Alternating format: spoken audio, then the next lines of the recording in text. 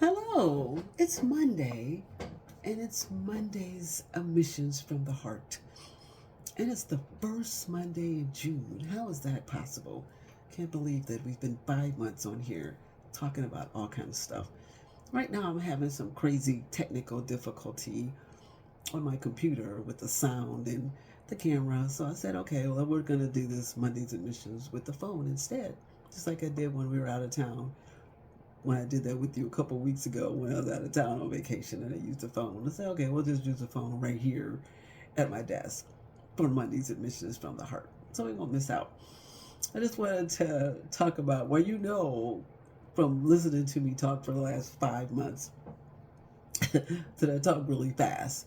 And I just talk really fast. And a lot of people say I talk really fast, but they still can't understand what I'm saying. And then if I'm really talking fast, I'm just so excited and I really get to talking fast. Or if I'm talking fast and start mumbling, maybe that's a whole nother drama. But anyway, what I wanted to talk about today was, I talk fast, but I'm sure some of you have noticed in the last month and a half that somehow I've been having a different speech pattern. Sometimes I was talking slow on purpose because that's just the way the mood was, because the last four was about rest and hey, let's chill, talking a chill tone because we're talking about rest. But there's something going on strange about my speech and the way my face looks and the way my mouth looks. So if you've been watching, you know what's going on. Well, at least you got an idea of what's going on, especially if you happen to be a friend of mine, so you know what's going on. So what's going on is I got a situation that's called TMJ. So let's just start with how that started. It's been maybe a good year or so. I started out having ringing in my ear, which they call tendinitis. I just love how you pronounce some of these words. Tendinitis. So that's just a ringing in the ear.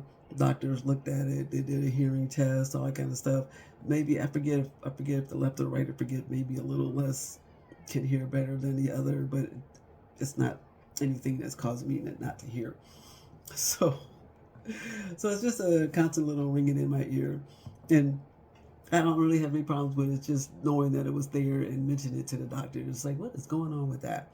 So it's not so severe that it drives me crazy, because I've heard other people have had hearing in the ear and it's just like, nightmare. Can't sleep, it's disruptive, whatever. Me, it's steady ringing, and I can't even describe it. It's just a steady ringing, but it's not anything that's bothering me. So I'm able to just kind of tune it out by the things that I do, the things that I say, or whatever. Because I'm hearing it right now, but I can hear it because you get kind of used to it. It's almost like I am still a mother, but when my children were younger, sometimes mothers know they have a way of tuning their kids out, and they only tune them in if they hear something. I go, oh, hold up, something's going on. I've got to tune in because somebody's about to die or somebody needs a spanking or something like that. But if they're doing that, making noise, playing, you just kind of tune them out so you can still continue on your day. And that's the same thing that's going on with me. I just tune out that ringing in the ear, and the doctors really didn't have anything they could do to help it.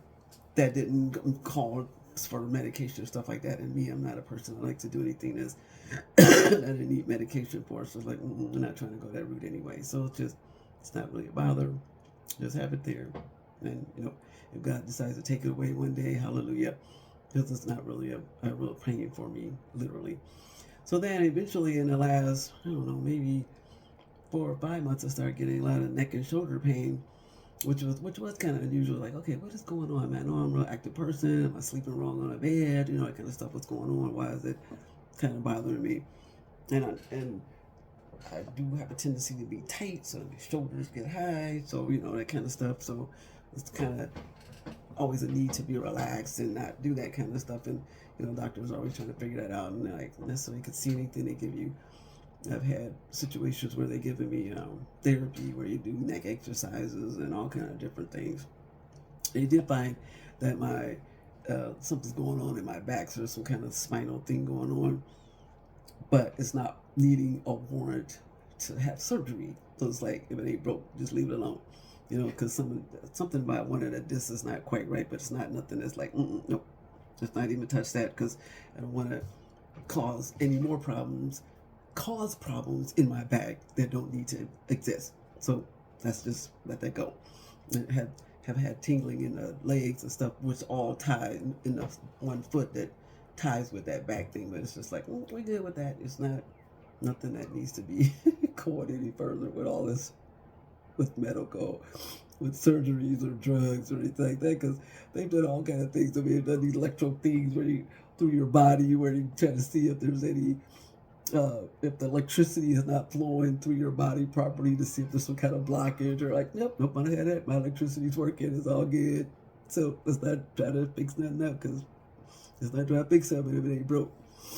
Alrighty, so then what has really happened in the last 4 months, in addition to that, is then either I would yawn, I would talk, I would do anything that involves working my jaw. Eating, because you gotta eat all the time. It's maybe eat a crunchy apple or something hard or something like that. I started noticing that my jaw was kind of popping out of the socket. I'm like, oh, it didn't hurt, nothing. It just, that don't feel right because I can tell it's not in the joint. You know, like some people have shoulder dislocations, and it's very painful, and all you do is snap it back in there, and then like, oh, okay, be cool again. But while it's out, it's like agony. Might as well do that. It was just I could tell it had moved, it got out of joint, and I would manipulate it or something, and it popped back in. No big deal. But it didn't hurt, but it didn't feel right. I just didn't like the way that felt. Like, no, that shouldn't be doing that. Like, why is that coming out like that? So, yeah, that was just the crazy part about that.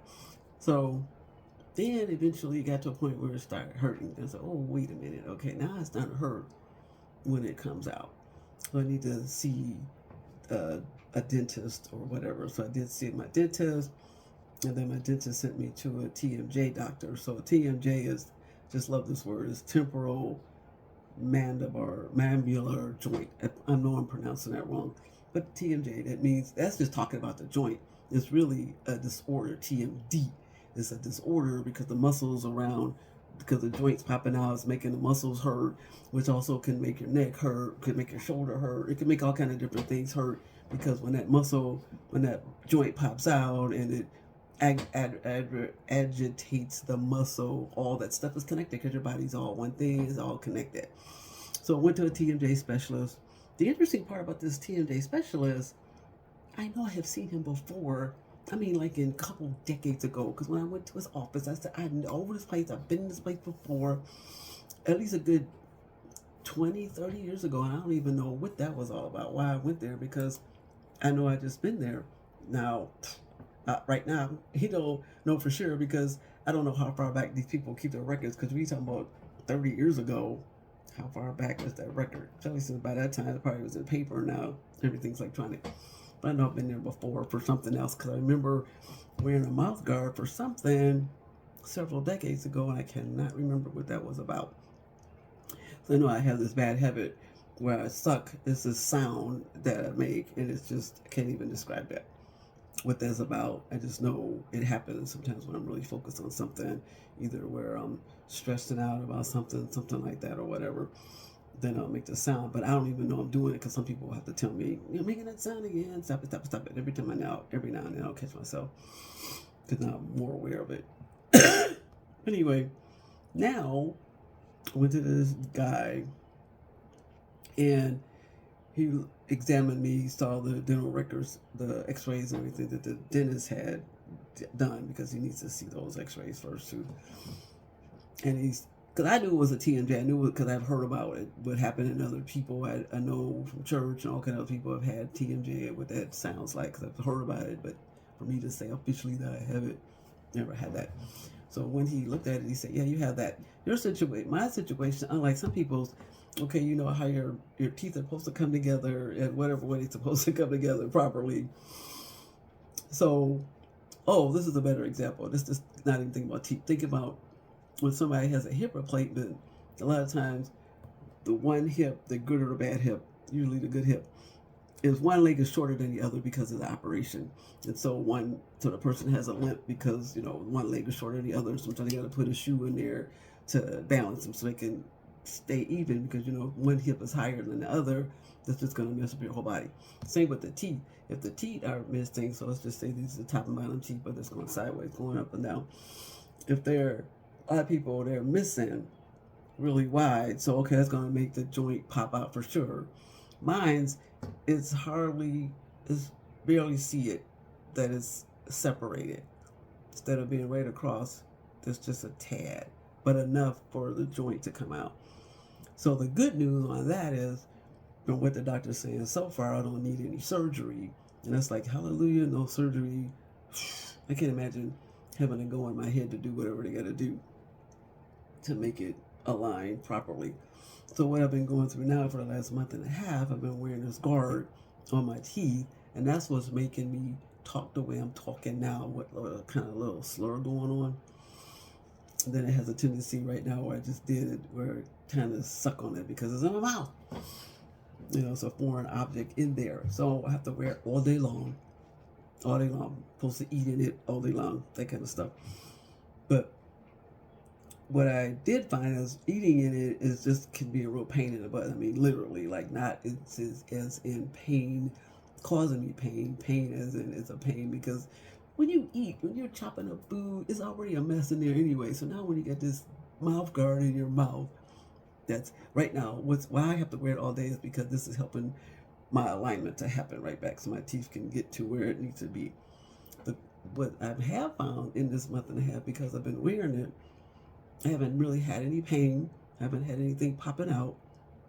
It's just annoying having the thing in my mouth, and that it affects the way I sound and the way I look. So I know some of the videos that we did, especially the one I did on the first day of the trip out of town. I mean, it was like, wow, my face was looking kind of strange to me.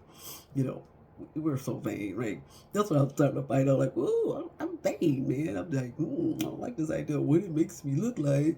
Because to me, it's like, oh no, I don't like the way it look. I don't like the way it feel. I don't like the way it make me sound in front of people.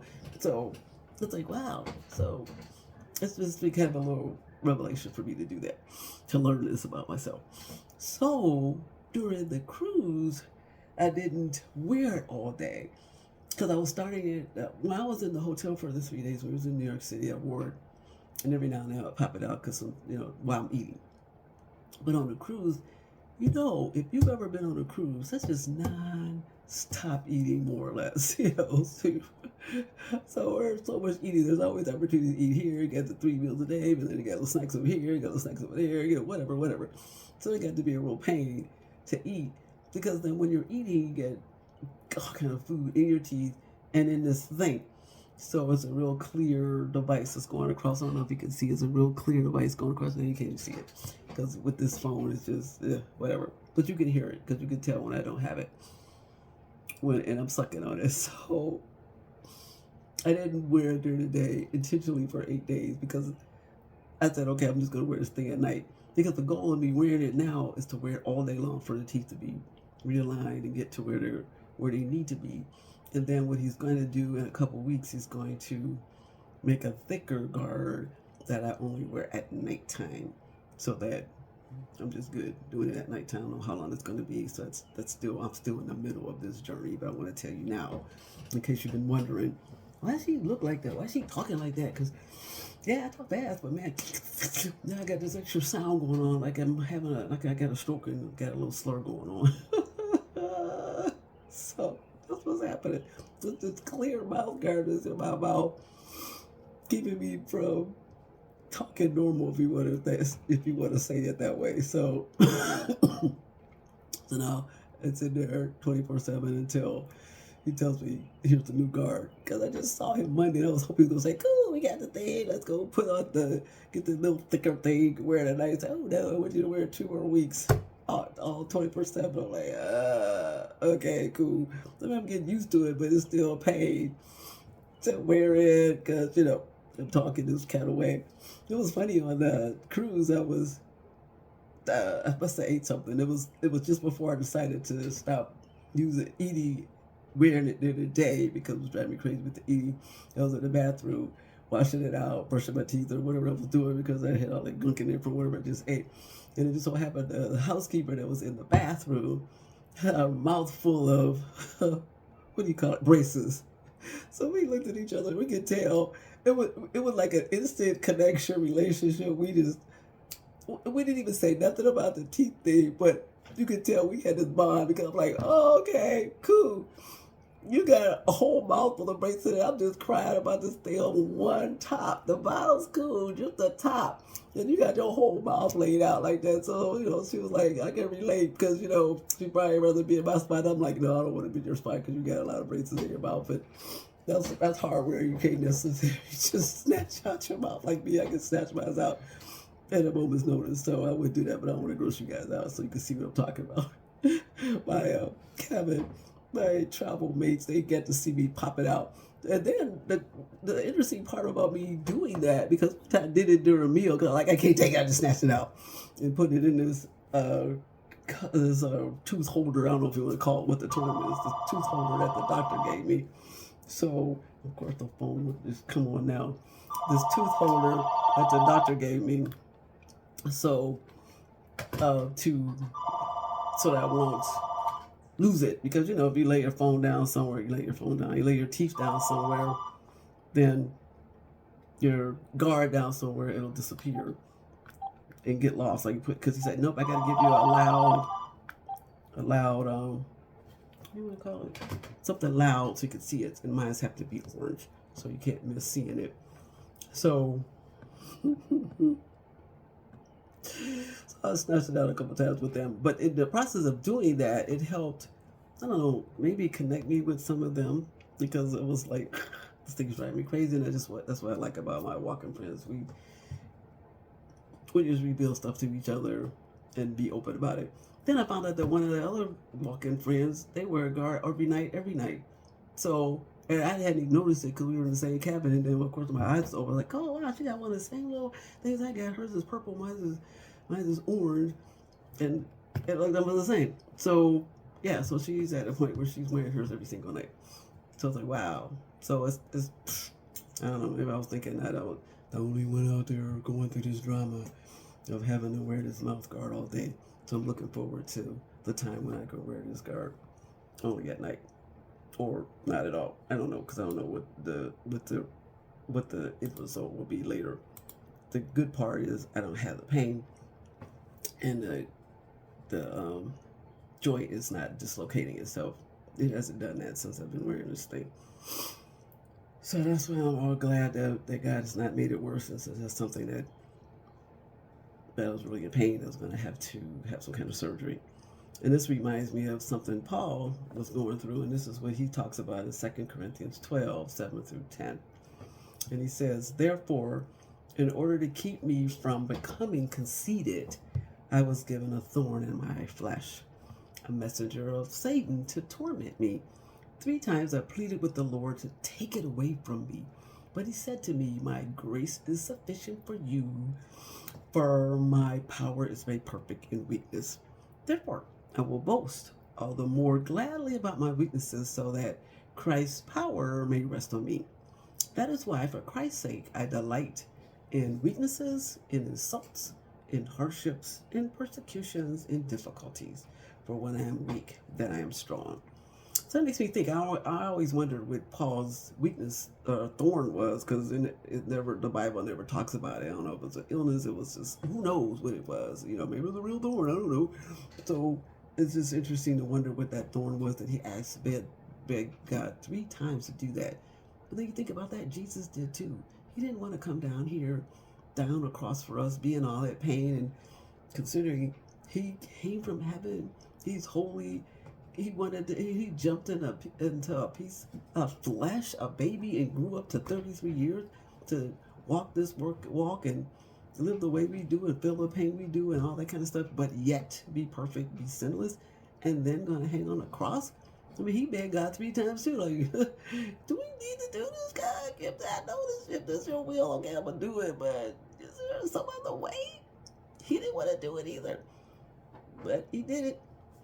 And just like him, that was a powerful thing for him to do. So for me to be dealing with this thing in my mouth, this is nothing compared to whatever Paul was struggling with, and definitely whatever Jesus went through. So I can deal with this, especially since I know it's a temporary thing, You're right. Jesus was temporary too, because then he rose from the dead and he's still hanging out right with us, and he's coming to come back and get us. And Paul, I don't know what his story is, but he'll be in heaven too. So just don't know what his story was. And then the little cough I got, this came from the being on the ship because of the allergies. So it's like, oh my goodness. So I'm just glad it's not as bad as it was, because I realized while I was on the ship that, oh my goodness, I'm laying on this sofa bed couch in the room, and I'm allergic to dust. So not even thinking about a couch is not hyperallergenic at all. So the blessing part is, in addition to having these allergies that I have right now, hey, I'm good with that. So whatever I'm going through as far as allergies, the asthma, which I don't have to take that asthma medicine anymore. Whew, we're just dealing with the allergy part of it. I'm good. So just want to let you know, in case you want to know what was going on with her speech, going on with her mouth. This where we are. So in a couple weeks, then you'll get to see me talking normal, because then I'll be having that guard at night. So see ya next Monday, and we'll be talking about something else.